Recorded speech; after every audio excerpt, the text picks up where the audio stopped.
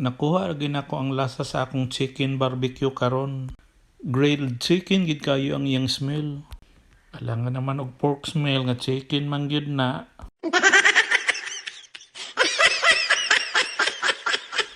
Chicken a la carte maning tawag sa amo sa Cagayan de Oro. Dili gyud ko kalimot aning chicken a la carte. Kay first date nako sa kong uyaw nga wife na nako karon dinhi nako gidala.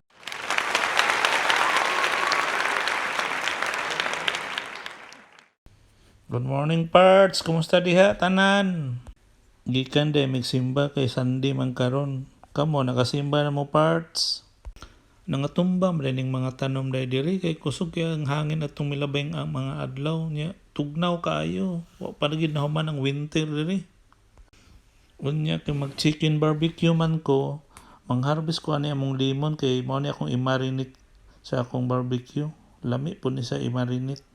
Try nato ni karon part sa atong limon i-marinate. Maryland akong gamit or paa sa manok akong i-barbecue. Ug mao ning mga ingredients nga akong gamiton.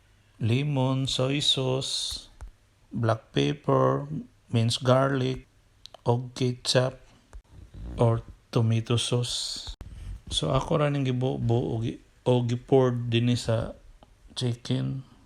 Dapat naka-spread gid siya tanan sa manok. Kay na naman kay soy sauce ay na pagbutang og asin kay maparat na pod. Gibubo na rin ako ang tomato sauce. Depende sa inyo kung sa inyong gusto, kadaghanon yung gusto. Pero ayaw lang pog daghana kay maaslom naman pod. So naka-spread na gini sa tanan sa chicken. Marinate 1 to 2 hours pwede na. Mas mulasa gid siya kung overnight kay musunod man gid ang iyang mga sauce sa manok.